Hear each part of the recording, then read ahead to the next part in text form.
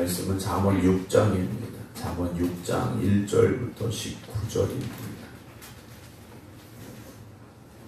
구약성경 916쪽입니다. 잠언 6장 1절부터 19절입니다.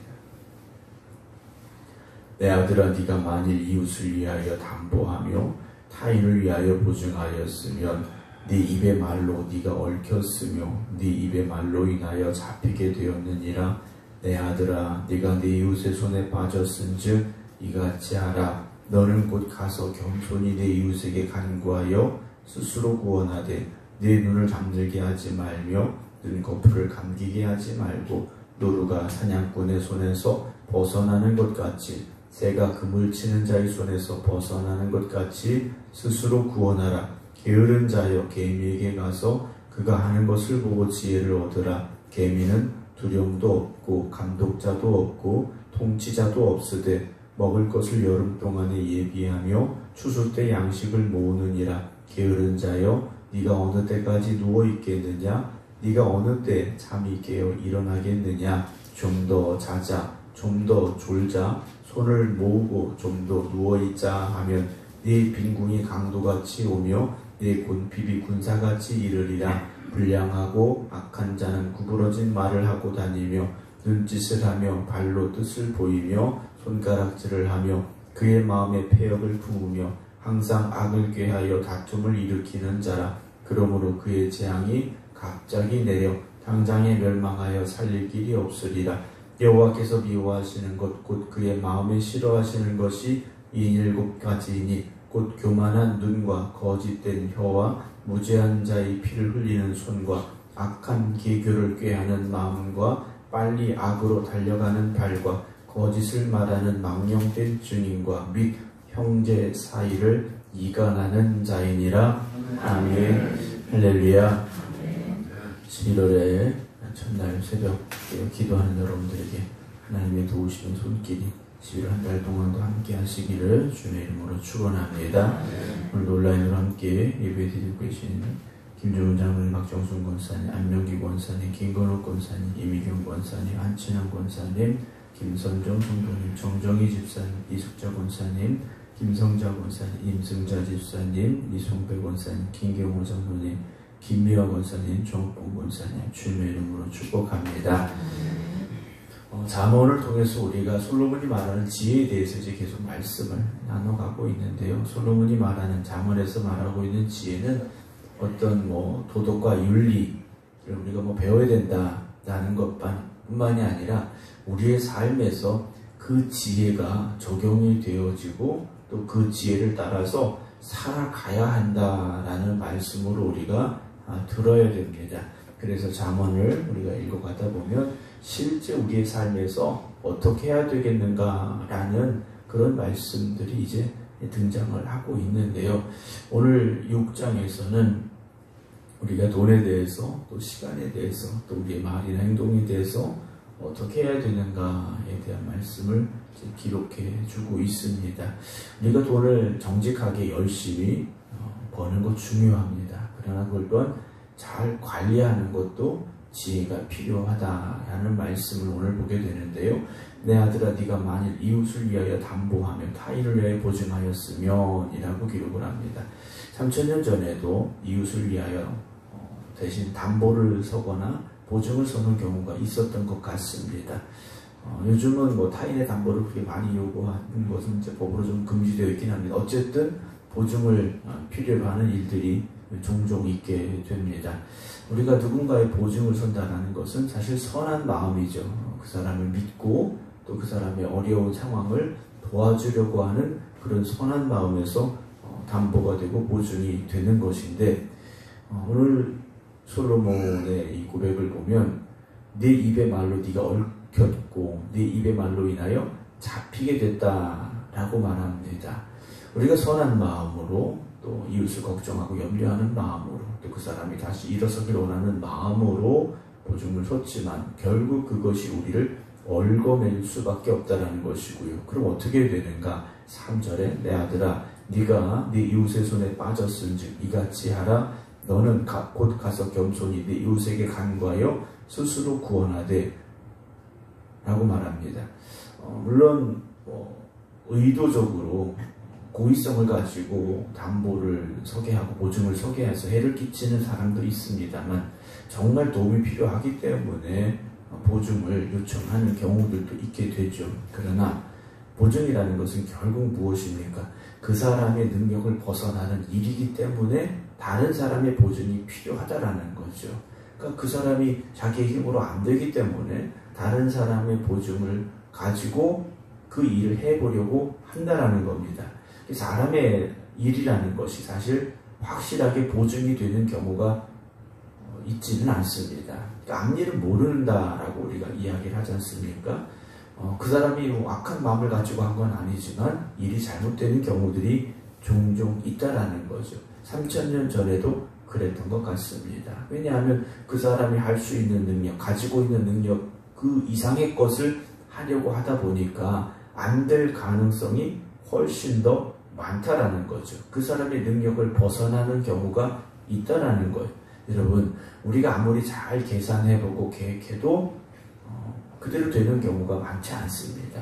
요즘 시대는 투자를 잘 해야 된다라는 걸 젊은 사람들까지 다 알고 있고, 그래서 어떻게 투자를 해야 되는가, 어떤 회사에 투자해야 되는가, 고민들이 많죠. 그것을 쉽게 볼 수 있는 것이 주식시장이지 않습니까? 증권을 사고 파는 것인데, 회사가 잘 되고 있어요. 운영이 잘 되고, 미래가 잘 될 것 같고, 그래서 투자를 했는데 어느 순간 그 회사에 문제가 생기고, 주식값이 떨어지게 되고, 빚을 내서 주식을 샀던 사람들이 손해를 보게 되는 경우들을 종종 보게 된다는 거죠. 그렇게 튼튼할 것만 같던 회사도 무너지는 경우들이 있다면, 우리가 그 사람을 신뢰하고 또 선한 마음을 가지고 보증을 섰더라도 그렇게 되지 않을, 우리의 계획대로 또 우리의 생각하는 것대로 되지 않을 일들이 많다라는 거죠. 그렇다면 빨리 가서 겸손한 마음으로 이웃에게 그 보증 선 것을 철회할 수 있도록 하라는 겁니다. 4절에 네 눈을 잠들게 하지 말며 눈꺼풀을 감기게 하지 말고 노루가 사냥꾼의 손에서 벗어나는 것 같이 새가 그물 치는 자의 손에서 벗어나는 것 같이 스스로 구원해라. 빨리 해결을 해라 라고 말합니다. 얼마 전에 뉴스에 인천에 있는 어떤 교회에서 투자 목적으로 투자를 했는데 어떤 교인이 투자를 받아서 했는데 이게 이제 큰 문제가 됐던 뉴스가 한번 나온 적이 있습니다. 우리가 열심히 일해야 되고 돈을 잘 관리해야 됩니다. 그러려면 하나님이 주시는 지혜가 있어야 되고 하나님의 함께 하심이 있어야 됩니다. 어떤 욕심을 가지고 돈을 보기 시작하면요, 돈이 우리를 집어삼키는 경우가 더 많이 있습니다. 우리가 하나님을 바라보고 우리에게 맡겨진 능력을 가지고 그 능력 안에서 최선을 다하시기 바랍니다. 헛된 것을 쫓다 보면 잘못되게 되는 일들이 있더라는 거죠. 6절에서는요, 게으른 자여 개미에게 가서 그가 하는 것을 보고 지혜를 얻어라 라고 말합니다. 개미에게 가서 그가 하는 것을 보고 지혜를 얻으라. 개미는 두령도 없고 감독자도 없고 통치자도 없는데 뭘 보고 배우라는 겁니까? 먹을 것을 여름 동안에 예비하며 추수 때 양식을 모은다라는 거죠. 세상의 모든 만물들은요, 하나님이 주신 지혜를 가지고 살아갑니다. 생각 없이 사는 게 아니에요. 하나님이 세우신 법칙을요, 개미도 알고 있다라는 거예요. 그런데 유독 우리만 잘난 척하며 살고 있다라는 겁니다. 사람만 하나님보다 더 잘났다고 생각을 해요. 하나님보다 더 뛰어나다고 생각을 합니다. 우리가 개인에게서도 배워야 되는데요, 때가 있고 시기가 있다라는 거죠. 그래서 9절 보면 8절에 먹을 것을 여름 동안에 예비하며 추수 때는 양식을 모아 드린다라는 거죠. 왜냐, 누가 시킨 것도 아니라는, 두령도 없고 감독자도 없고 통치자도 없는데 그렇게 한다라는 거죠. 반면에 우리 사람 어떻다는 겁니까? 9절에 게으른 자여 네가 어느 때까지 누워 있겠느냐? 네가 어느 때 잠이 깨어 일어나겠느냐? 좀 더 자자, 좀 더 졸자, 손을 모으고 좀 더 누워 있자 하면 네 빈궁이 강도같이 오며 네 곤핍이 군사같이 이를 것이다 라고 말합니다. 지혜를 얻은 솔로몬은요, 게으름에 대해서 경고합니다. 하나님 창조하신 세상은요, 모든 것이요 쉼 없이 부지런하게 돌아갑니다. 여러분 생각해 보십시오. 개미가 쉽니까? 그렇지 않다라는 거. 하나님이 창조하신 섭리대로 쉼 없이 꾸준하게 부지런히 움직이고 있다는 거죠. 모든 천지 만물이 그런데 유독 사람만 게으르다라는 거죠. 게으르다라는 겁니다.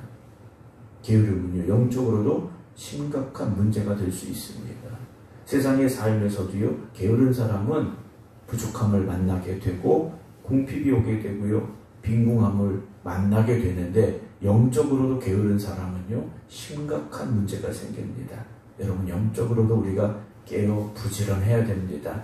특별히 새벽에 깨어있는 여러분, 그 영적인 부지런함을 지켜가시기 바랍니다.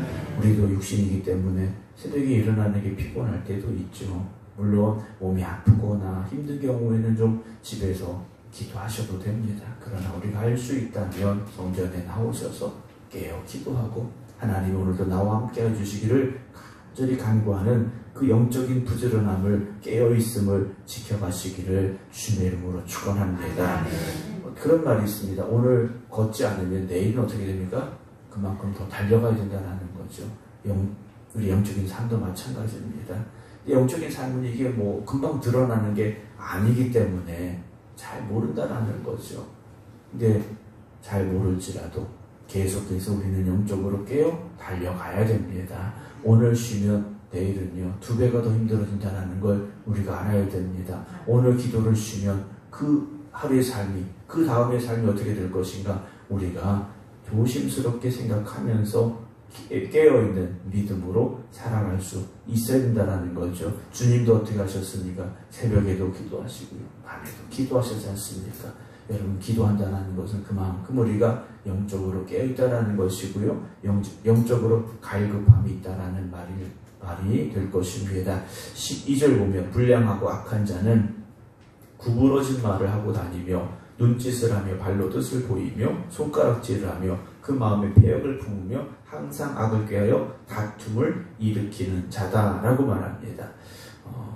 말이라는 것은 결국 나를 드러낸다라고 계속 말씀을 드리고 있습니다. 지혜 본 사람은 말과 행동에도 신중해야 됩니다. 악한 사람은요, 평소에도 그가 하는 말을 통해서 자신의 그 불량함을 드러내죠. 근데 요즘 세상이 악하다 보니까요, 사람들이 악한 말을 해도 자기가 악하다는 생각을 안 합니다. 입에서 거친 말을 쏟아내도 그것이 아무렇지 않은 듯 살아가고 있다라는 거예요. 그러나 그 악한 말이 입에서 나오는 순간 내 마음은 이미 악해져 있다라는 것을요, 우리 믿음의 사람들은요, 조심스럽게 볼 수 있어야 됩니다. 우리가 이렇게 대화를 나눠보면요, 말은 그 사람의 인격이 드러나게 돼 있고요, 그 사람의 생각이 드러나게 돼 있습니다. 그래서 말 한마디 한마디가 우리 믿음의 사람들에게 있어서는 참 조심스러운 것이고요, 주의해야만 되는 겁니다. 그래서 우리 믿음의 사람들은 아름다운 말과 아름다운 삶을 살아가야 됩니다. 이 세상 사람 다 그렇게 말하고 사는데요, 그렇게 생각하는데 뭐 그렇게 하는데 그건 세상 사람들이죠. 믿음의 사람들은 세상과 달라야 됩니다. 우리가 다른 모습을 통해서 하나님의 자녀의 아름다운 삶을 세상 사람들에게 보여줄 수 있어야 되죠. 그러면서 16절에 여호와께서 미워하시는 것, 그 그의 마음에 싫어하는 것이 67가지가 있다 하면서 17절부터 19절까지 하나님이 미워하시는 것을 말하고 있습니다. 교만한 눈, 거짓된 혀, 무죄한 자의 피를 흘리는 손, 악한 계교를 꾀하는 마음, 빨리 악으로 달려가는 발, 거짓을 말하는 망령된 증인, 그리고 형제 사이를 이간하는 자, 하나님이 미워하시는 일들이라 기록해 놓고 있습니다. 사랑하는 성도 여러분, 근데 그 중에 첫 번째 나온 게 무엇이냐면 교만이라는 거죠. 교만이라는 겁니다. 우리가 늘 겸손해야 됩니다. 하나님 앞에서도 겸손해야 되고요, 사람들 앞에서도 겸손해야 됩니다. 우리가 잘난 척하기 시작하면요, 거기서부터 문제가 시작이 됩니다. 내가 그 사람들보다 잘났을 수 있습니다. 지금 내 앞에 있는 사람보다 내가 훨씬 잘났을 수 있어요. 그러나 내가 먼저 겸손함으로 나아가면요,